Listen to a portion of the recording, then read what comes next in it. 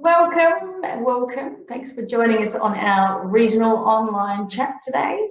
Firstly, I'd like to acknowledge the traditional custodians of the lands we meet on today and pay my respects to the elders past and present. So we also invite you to use the chat function in Zoom, say hi and acknowledge the country you are on in this beautiful state. I'm Monique from Regional Arts WA and I'm currently on Wajak Noongar country. So a bit of housekeeping to start with. I'm sure you're very familiar with Zoom right now. So the session is being recorded and it will be published on our website. So if you know of anyone that missed it, feel free to share the link once it's published. So we ask you to mute your mic when you're not talking, it just stops that background noise. So during the presentation, we suggest also that you can change your view mode. So on the right-hand corner, you can change it and see the presenter, and you can also see the PowerPoint presentation better as well. Feel free in the comment section to have little chatsies amongst yourselves. So ask questions. The Q&A section will be at the end. So feel free to ask questions throughout. If you want to answer questions or if you want to add to the conversation, feel free to do so. And if you're on the phone calling in, please do let us know that you're there, and if you do have a question, just speak up. So Regional Arts WA, just in case you don't know who we are. So we're the state's only multi-arts organisation with a purely regional focus. We've been around since 1994. So as a not-for-profit organisation, our purpose is to strengthen and celebrate a powerful regional arts sector to contribute to connected and creative regional communities. So that's why we do these chats as well. So we all want you talking and having a yarn, seeing who's out there and having a big collective chat. So stay tuned for other ones to come as well. So if you did miss the July one that we had, the recorded version is on our website. So we talked about two grants that we had, but one in particular we focused on, which is our fabulous new Regional Arts Resilience Grant Program. That's in response to COVID-19 pandemic. So it's available for individuals, not-for-profits, and also local governments based in regional WA. So there are two categories that you can apply for. So there's development. So that's for projects for skills development, business development, creative development. There's also a community engagement category as well. So that's for projects involving regional artists that significantly engage the community. So be that organisations, individuals that are collectively doing that will help regional communities. So good news, the last category, actually presenters, if you're wanting to bring certain shows to your town, and if they've got a skills development component, be it say workshops, master classes, mentorships, or involving them in the performance and the participating in the show, or maybe the tech side of things, then that can also be considered as well. So the best idea though is to call Chandel or Hannah, and they're our project officers. So have a look on our website, Regional Arts WA website, and under funding, the drop down on resilience, and you'll see their information there as well. However, coming into this meeting, I did hear some whispers that the Department of Local Government, Sport and Cultural Industries are looking to bring a Guarantee Against Loss program for performing arts. So I don't know much more than that. So have a look on their website. It's similar to what we had with Share the Risk program that we're no longer running at the moment. So it's good to see the department are looking at bringing that out. So stay tuned to their website. So we're here to talk with Fringe World Festival. So we have got Ruth and Alyssia from Fringe World, and I'm going to hand over to Ruth for the next part of this chat. Now, folks, we had a bit of a glitch in our recording, so it's going to cut a little bit of Ruth's conversation, but we'll be able to jump straight into it. So enjoy. What might happen, any potential restrictions. We're hoping that there's nothing more that gets imposed on us, and we're certainly hoping that we move to phase 5 so that certain capacities are lifted, but we can only ever comment on what's in place right now.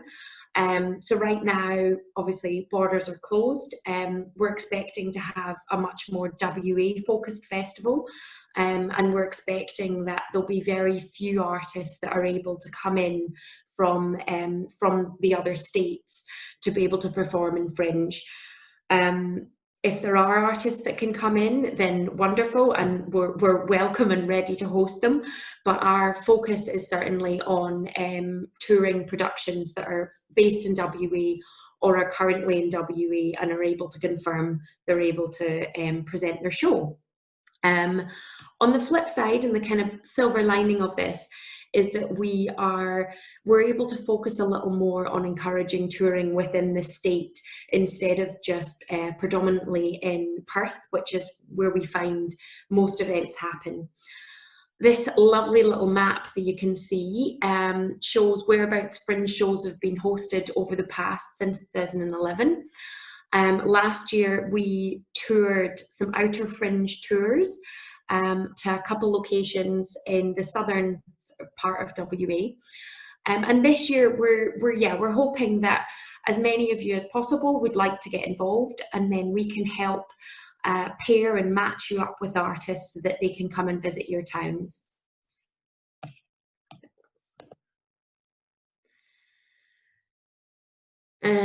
Why get involved? Yeah, so Fringe World is an open access festival. So rather in contrast to something like Perth Festival, that is a curated festival, and the festival itself buys in or schedules and decides who performs where and when.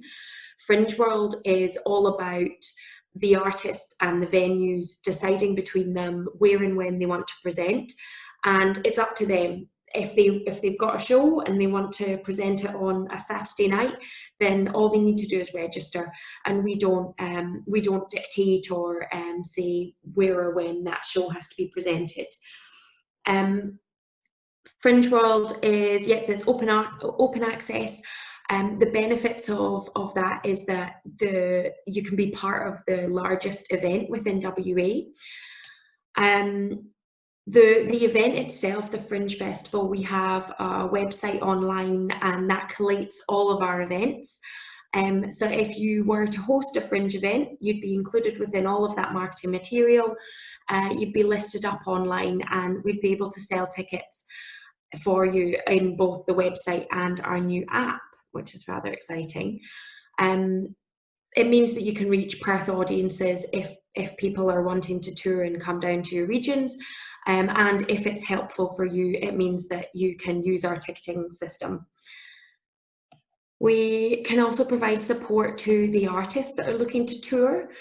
Any artists that look to come to your venue or to your region would be a self-produced tour. So they would have to look at their transport, their accommodation, any freight, any their timeline. And we wouldn't organise it for them, but we would certainly be there to help them through that process, which hopefully provides a bit of reassurance for yourselves as well. And then the last is it's a great opportunity to secure shows for your regions and gain access to Fringe style programming. If any of you have been online and had a look at our guide or what previous programs, it's a huge variety of shows. So we've got cabaret, variety, comedy, circus, music, musicals, dance, physical theatre, and kids shows as well. So there's a whole lot of anything, and I think the beauty of Fringe is that there's no restrictions. So if there's someone that wants to do a spoken word something, even though it's not usually in the program, it's not because we don't want it. We want any kind of arts involved. Great. How do we support you? So I mentioned it briefly, is that we have a marketing platform that you would be included in. We've also got programming opportunities that you can sort of connect with. If it's helpful, then we can provide support letters for funding applications. Monique might be able to give a bit more information, and especially Regional Arts WA, on different funding options that they have. But if there's anything that you need a support letter for to say that you're looking to get Fringe within your region, then we're happy to do that. And yeah, there's a full ticketing service that we have that includes settlement as well. So if you want to take away from a lot of the admin of that, then what we can do is the service can sell tickets, patrons can purchase them straight from online or on the app, and we can pay out that money to both the artist and yourself directly. So it should reduce any need for sort of invoicing and a lot of different admin from your side, if that's helpful for you. And I think that's covered what we kind of do to support you. So I'm now going to hand over to Alyssia, and Alyssia is going to run over what you would then do if you are interested and the things to consider. Great. So as far as registrations for the festival, they are currently open. So both venue managers, presenters, yourselves, you can register your venue, and then artists are also within the same platform, the same system are doing the same thing. So we do sort of say before you register, there are considerations that you have to take into account before taking the leap and taking the plunge to be part of the festival. So as it goes with it, you're all well versed and well aware of what entails with putting on a show. So it's just those general considerations on top of being a part of the Fringe platform. So obviously working out a budget, what you can spend on a season, what you want to spend on a season, how that ties into being with artists and what you're expecting of them. I'll go into a bit more detail on that in a minute. But yeah, that's sort of the first step. If you can budget and figure out, yes, this is something we can do, then that's where we'll go on to taking the next step of establishing the rest of the things. So establishing a model after you've worked out your budget. Essentially, Fringe artists are quite open to negotiation for whatever works for yourselves as a venue and for them. So common models sort of go different between being in Perth and being regional. So there are obviously considerations and elements that artists look for within regional venues.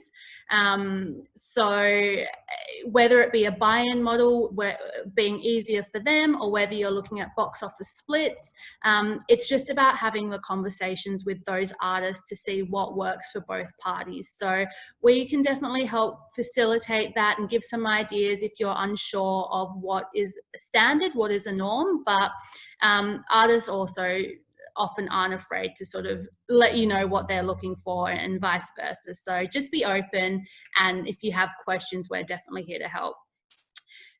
Once you've considered your model and considered your offer, which I'll go into a bit more in a second, you should come to us and start your registration. So we have our platform, which is called AVR, the Artist and Venue Registration Platform.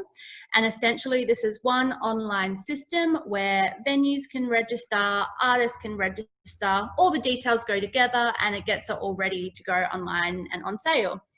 So the first step is for the venue, so yourselves, to register all your information, your venue as a whole, and then your individual spaces. So whether you have a big venue with a theatre and a studio and you want to register both, think about what spaces are on offer and get them within the system. Once they're in the system, they can go on to what's called Venue Finder platform. And this is essentially an online database for artists to look at what's on offer, look at the details, look at your everything about your venue. And it's just a clear, easy way for them to digest and understand that. From there, we encourage artists to reach out to venues that interest them, and also venues to reach out to artists that they're interested in.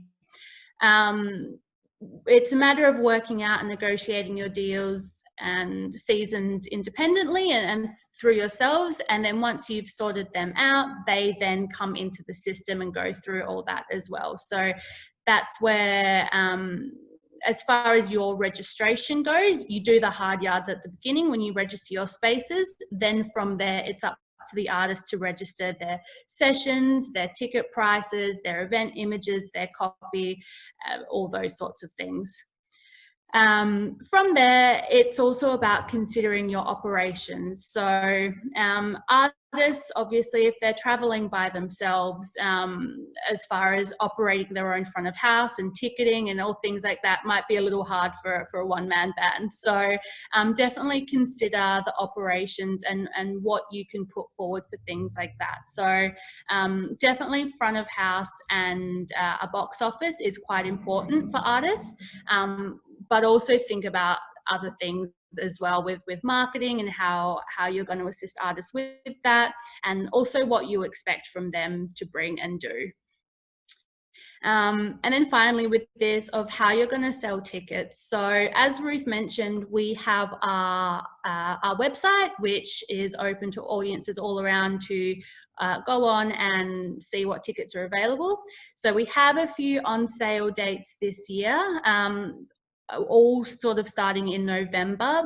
We have this year what we're calling rolling registrations, and this is to sort of help with the impact of COVID and artists not sort of knowing and being able to make solid plans. So with having the new app this year, we're no longer having a printed guide. So this means we're a lot more flexible with people needing to register their events at a later date. So just consider that as well. Obviously, the longer a show's on sale, the better. So ideally getting tickets on sale by November is the best thing to do. But if they do need to go on sale after that, then we can work with you to arrange that one. Cool, next slide.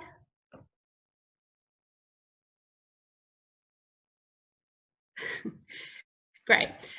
So yeah, as I mentioned before, a big consideration is your inclusion and exclusions and your higher rates. So this all goes into play, goes hand in hand. So obviously if you're offering everything in the venue, all the tech, front of house, box office, all the kit and caboodle, then obviously a bit more of a higher rate and a percentage to the venue is welcome.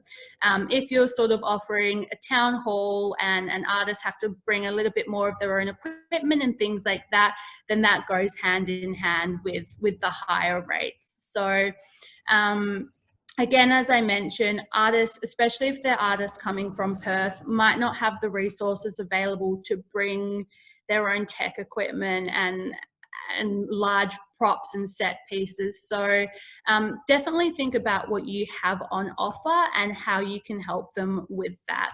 And I can't stress enough, just have open conversations with the artists. They're quite good, and a lot of people that are willing to go to regional towns would have gone to regional towns before and do understand how it works and what to do, but then some of them might not. So you're the experts in the situation, so definitely talk to them and see what you can make work.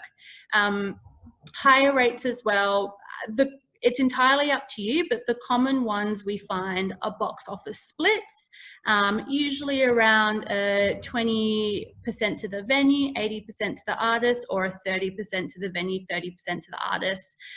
We generally find that any more than that of a percentage split tends to deter artists.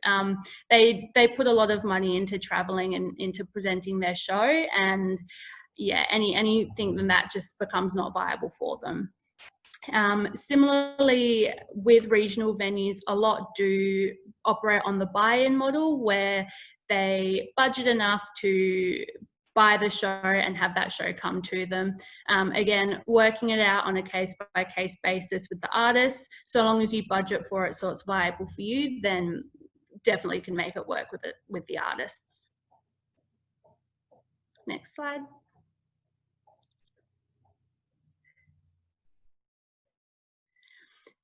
Great. So as I mentioned, the registrations for the festival are now open. So venue registrations have been open since July, and we've had quite a few venues flooding in from not just the CBD, Northbridge area, but definitely the Perth metro area as well. So there are artists looking to travel metro, and there are artists looking to travel regionally as well. So definitely as soon as possible, if Fringe is viable viable for you and it's an avenue you want to go down, get the venue registered.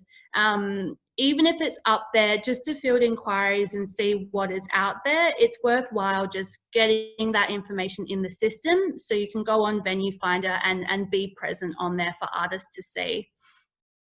As I also mentioned, event registrations are open. They opened in August, so artists are already out there looking for venues to book in with. So you might find that there's some artists that are looking for CBD Northbridge shows and want to bring that same show to a region for a weekend. So it's just a matter of getting those conversations happening early to try figure out how it's going to work with their calendar and their seasons here in Perth.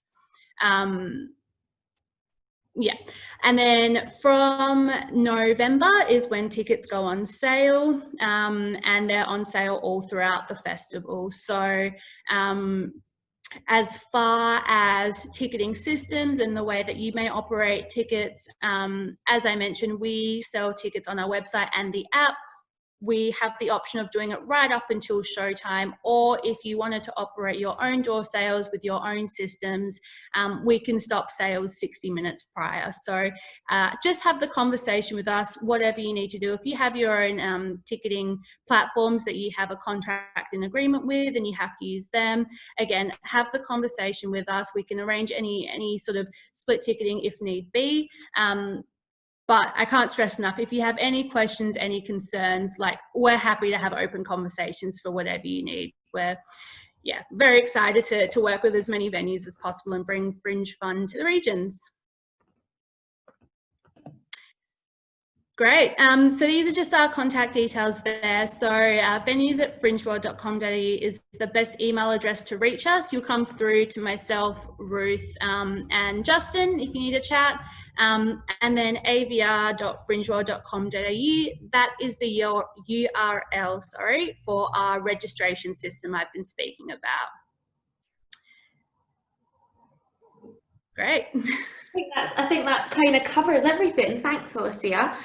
I suppose we've probably got. I'll maybe stop sharing this screen and then we can circulate the presentation, and we've also got a handout as well. And I'll have a quick look to see if there's any questions popped up.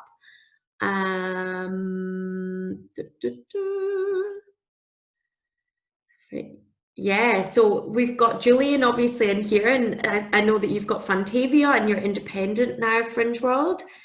You're one of our big successes from the beginning of Fringe World going regional. Shows here in the last 2 years. Yeah, great. So there's lots of people who have either been involved with Fringe or are familiar with it. Does anyone have any questions about taking part or about registering at all?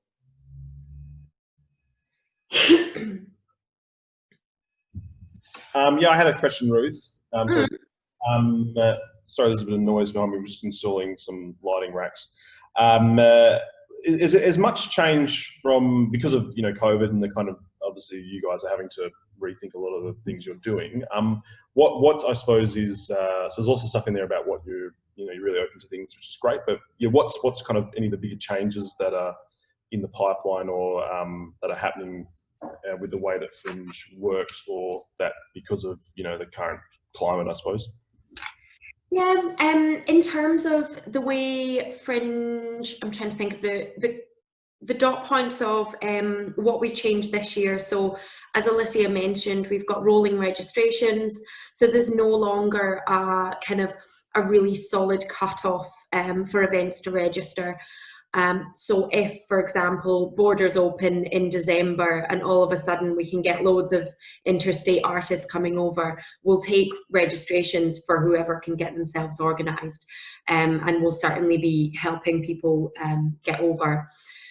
So that's rolling registrations. We're also looking, we have implemented so that any event registration fees can be deducted from settlement. So there's no upfront costs for a lot of artists to take part. It's not that there's no cost, it's just that it'll come out of their ticketing income.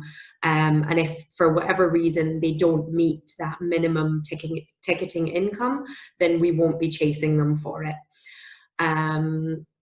Those two. Now, what else is there? There's similarly on that one, we've also abolished venue registration fees. So in all previous years, venues would have to pay a fee on a sliding scale dependent on the capacity of their venue.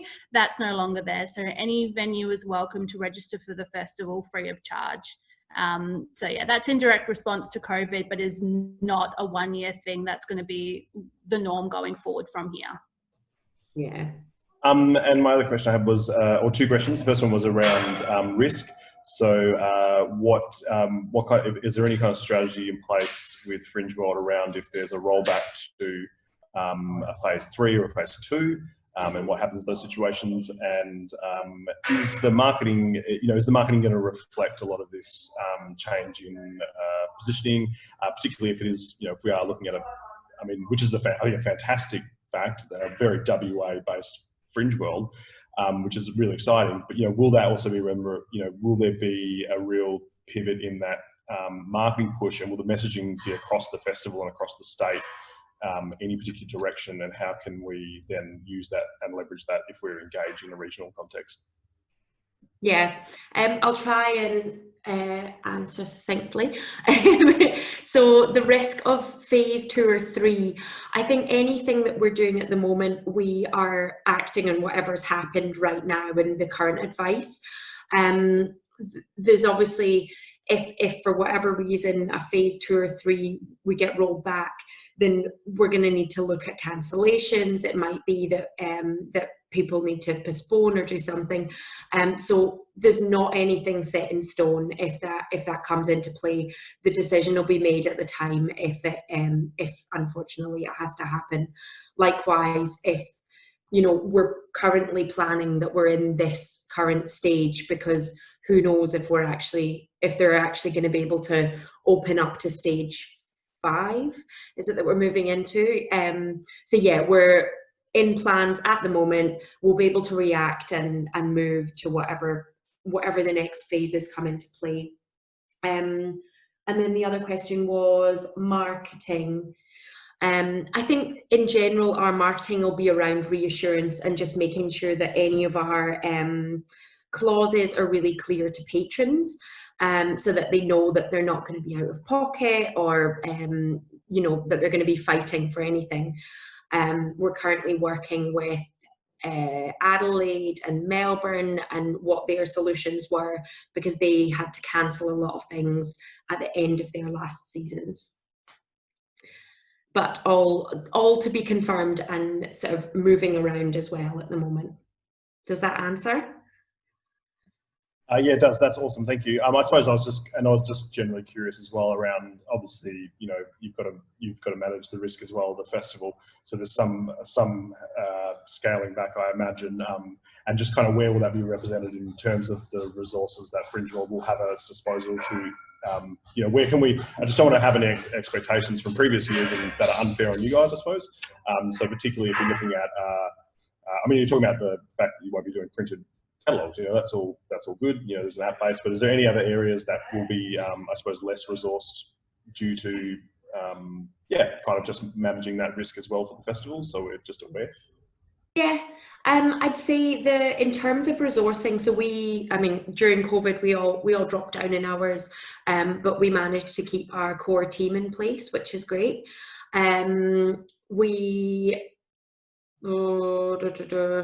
Trying to think what other things will affect you. We've pulled back on the number of hubs that we manage ourselves in Perth, so there's less that we are delivering ourselves, and it's more on our support for independents delivering. So the same festival will go ahead. We're still resourced in that same way, and certainly we're here in the same way that we've always been for our independent programme. Yeah, I think, does that answer?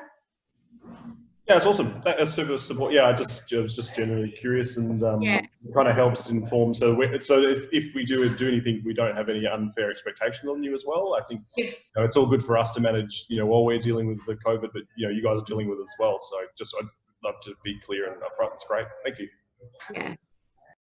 Ruth, I had a question. I was just wondering, because of this rolling opening, and if we as regional presenters register, is it okay if someone sees our registration and wants to come and present outside of the Fringe season? Is that okay? How does that work? I mean, we'd probably sell our own tickets down here. Would it still be presented as a Fringe event? How does that all work? Yeah, look, we'd love for any outcomes of this to be that that there's more Fringe events hosted throughout the regions. We're open to different dates and to kind of stretching them out if that means that people can tour. So if they've got a season for 3 weeks in Perth, in the Perth Metro, and to be able to tour to you, it's the week after the festival, then we'd rather you chat to us and talk about it than just do it completely out of the festival and on your own. Sure. The benefits of keeping it within festival dates are very much around the marketing, because it's about all of it happening at that one time. It's the festival period. But yeah, I wouldn't rule anything out right now. Okay, that's great. Thank you. I think we have a few questions from the chat. So, do you have an artist list and a description of their individual art form to help presenters choose? Yeah, short answer, yes. So the way that the system works, it's more of a direction of artists looking at venues, what they have to offer, and then them reaching out to venues. In the past, we have sort of, if there's been artists struggling to find venues, we've put together a bit of an online Excel database that we send that to venues to have a look through. But we find that it works better when venues tell us what exactly they're looking for.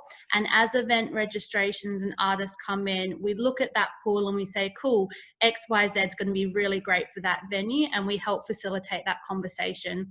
As you can imagine, with last year over 700 events, that's a lot for a venue to go through and look at and read descriptions for. So that's what we, the team, are here to help with. It's our jobs to know the program, understand the program, and help those conversations. So by all means, like if a list is something that it might work for you, then if that's an opportunity, we can explore it. But we do find that if we get a description from you of what you're looking for, we can better help push artists through that way, if that answers your question. We have another one.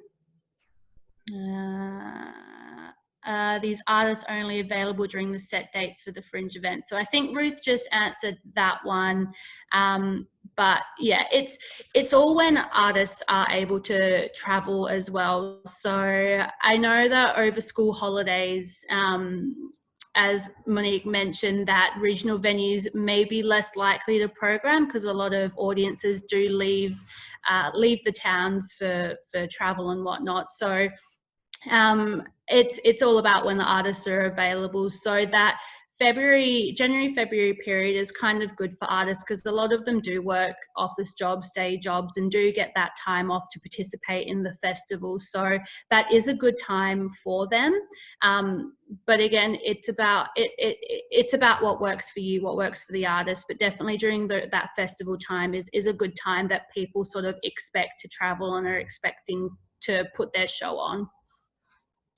Again, hope that answers. Is there a recommended minimum budget?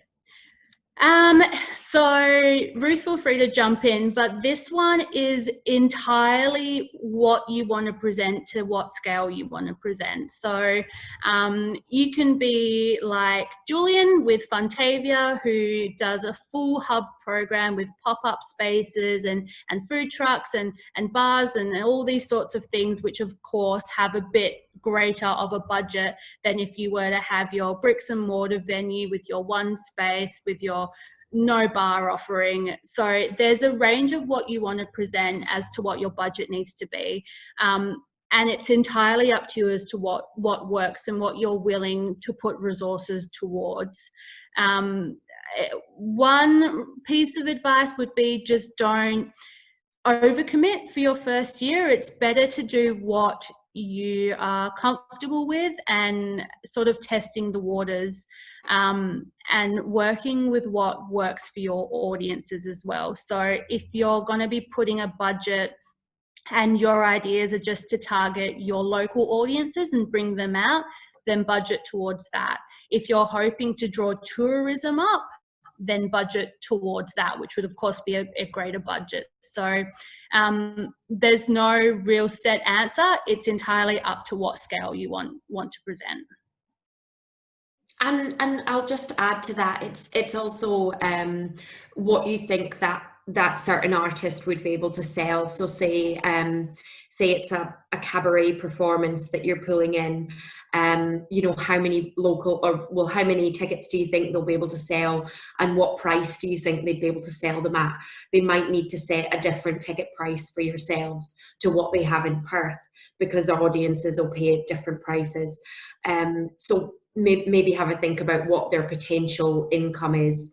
And obviously it impacts on your model as well, whether it's buyout, split, or a venue hire style.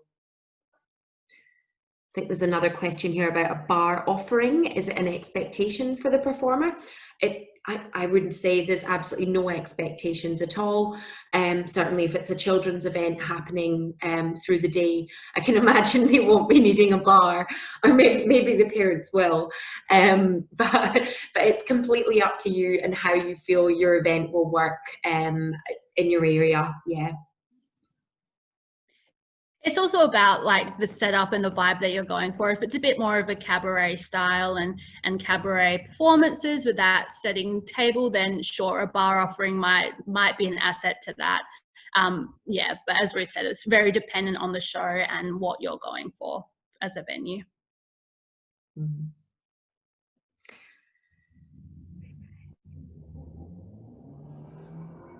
So in terms of contracting and all of that kind of thing, can you go into possibly? Yeah. I know with our lottery where shows on the go model, if people are familiar with that, it's kind of a buy and then yeah, everything is supplied. So obviously this is different. This is negotiating with the artists and whatnot, which I'm sure some of you are familiar with, but some may not be. Yeah, and I suppose this is we're like a dating agency in a way. We're here to help facilitate conversations between yourselves and the artists, but we're not here to be the person that's entered into an agreement with as such. So yeah, we've got lots of information about creating your own agreement, but we'd recommend you jot down the things that you require from them, and it's about having an agreement direct with the artist. So yeah, we're happy to help make sure you've got all the elements covered, but that would be between yourself and the artist to agree on. Yeah, the one thing we do say is whatever you do, there has to be something in writing. So formally in writing, like emails, an email chain is great, but if you can pop that email chain into even a Word document that states everything, get the both parties to sign it, just so it's very clear of the expectations from both parties and what you're both offering. We have a template, as Ruth mentioned, and some guidelines about what to include. But yeah, if you have any questions or you're not sure, or even if there's some artists that are asking of things that you're like, not sure that's something we should be doing, we're here to help. So just, yeah, keep us in the loop. And if you have questions, let us know. I think we had another question in the chat. Would Fringe provide bunting, posters, branding materials for the venue? So this year our branding is Paint the Town Fringe, and the whole premise behind that is we want to turn WA bright pink. So we will obviously be having our bunting and posters and things like that. And if that is something that you want, then just have the conversation with us and we can look at providing and posting that up to you. Alternatively, if you do come to Perth often, then you can pick up as much as you like for that. But there will definitely be things on offer for you to paint your venue fringe. And digital assets as well. So you'll be able to use all Fringe logos, and the kind of, throughout the presentation, you'll have seen the kind of paint splashes. There'll be various digital assets that you can use, that you can throw all over your social media and website, etc. I see there's a question asked about, is there costs involved in getting your branded flags and bunting? We would cover that cost, yeah, providing it's not a request every week for additional materials. We'd look to provide you with a bulk of the materials.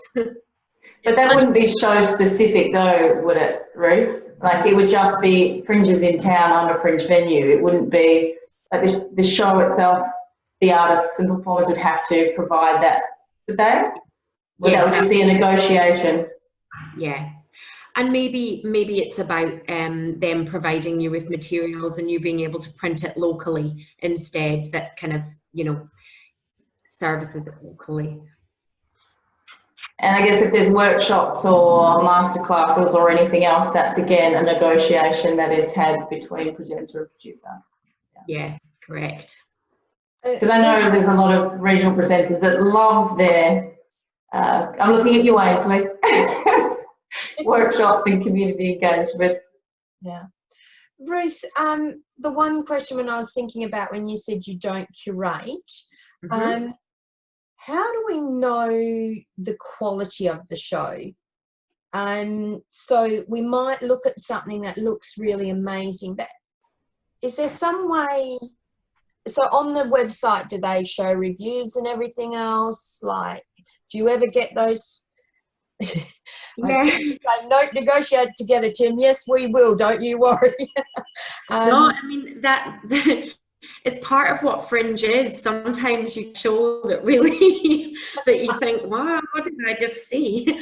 Yeah, it's kind of down to the information that you request. So when we program our venues, we have a venue called the Pleasure Garden in Perth.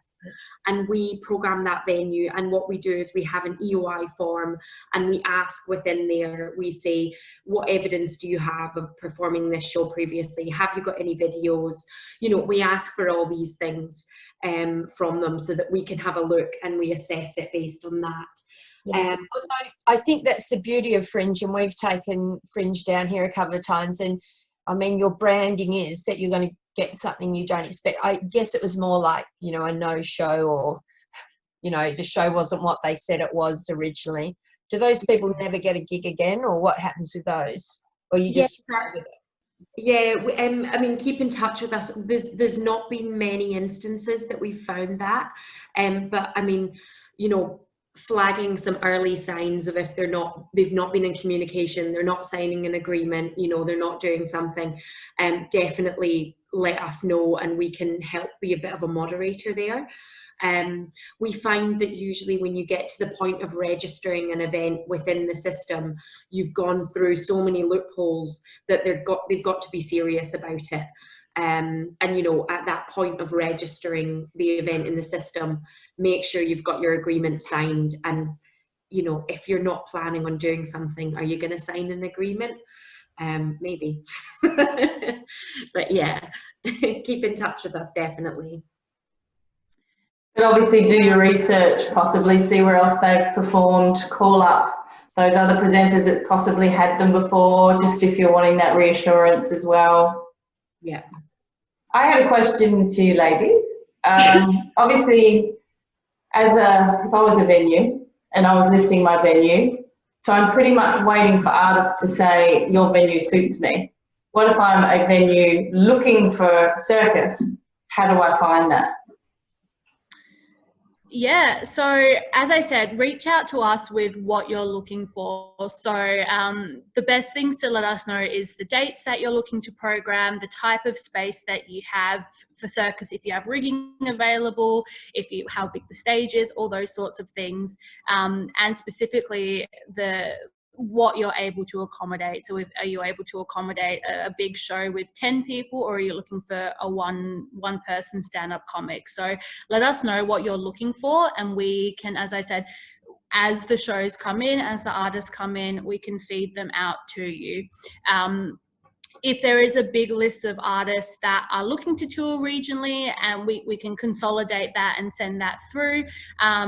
But again, as I said, there tends to be so many that it's overwhelming to filter through that list. So the best thing I can say is just keep in touch and just have direct conversations with Ruth and I about what you're looking for, and we can certainly help from there. And also within your own network.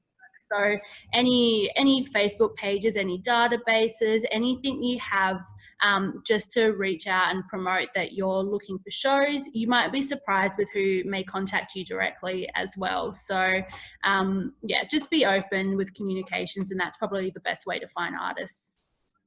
I think I'll maybe add to that we want to make a big push this year, and previously we haven't had a lot of regional venues register their interest to host Fringe events.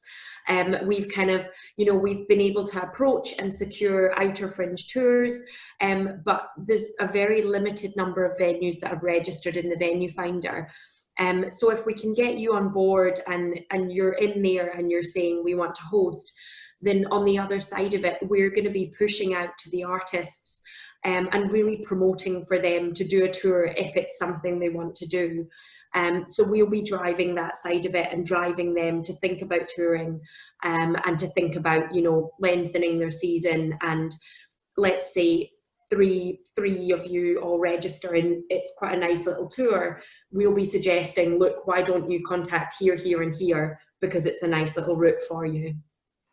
Well, that's good, Ruth. Tim Curry from Esperance and I, we're just typing in chat going, let's negotiate together, because we're 2 hours away. I mean, It's good for us because, it would be good for a weekend run for us. So that's what I was just thinking as you were talking, the capacity in the, when you register, to say, I guess Tim and I would talk and then we'd select shows that we both might work and put our names, but there's somewhere to say, yes, 2 of us would take you for a weekend. Of course, they have flights to Esperance and stuff, but yeah, that's really exciting. Mm-hmm. There's another question here about who pays for venue techs. So it would be up to you and the artist to negotiate that. So it wouldn't be Fringe at all. We wouldn't be paying for any of the operations in your venue at all. So you have a think about whether you want that to be included within your negotiations or not.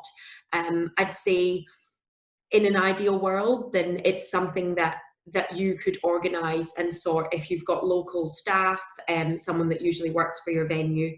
Yeah. Oh, yeah. We've got some more. We've got a tour coming up here in the chat.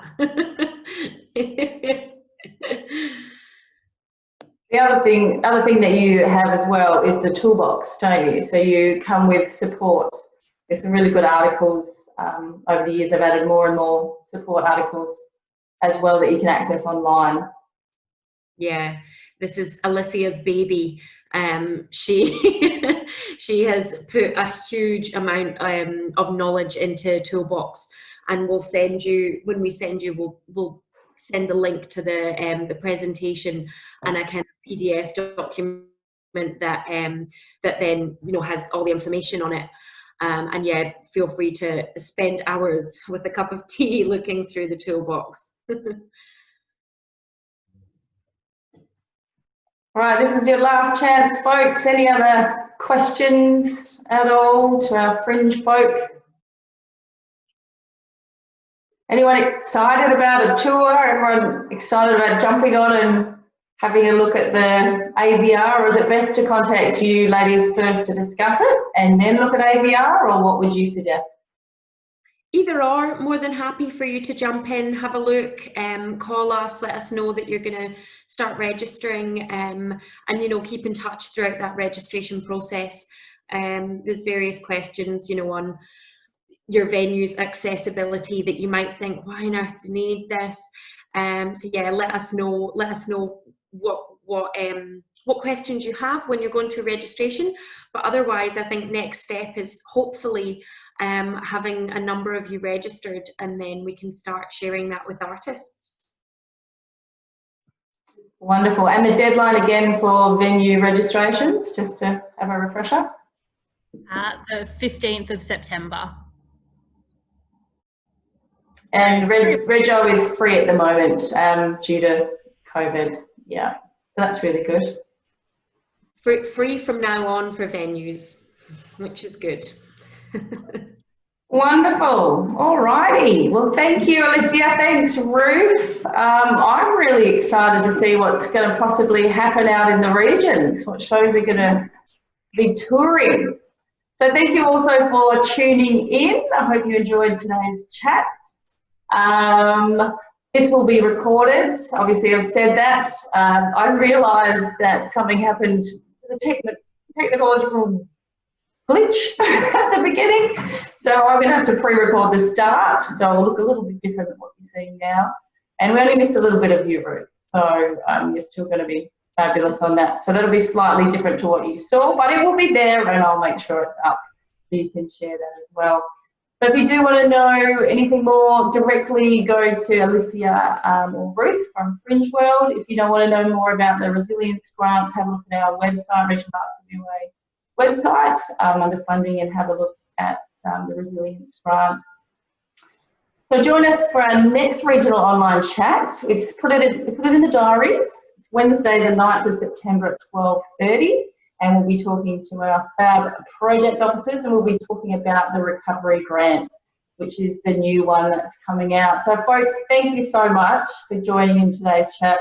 I really enjoyed that, and I can't wait, as I said, to see what shows head out to the regions. So thanks so much. Thanks everybody. Have a great rest of your day. Thank you. Bye.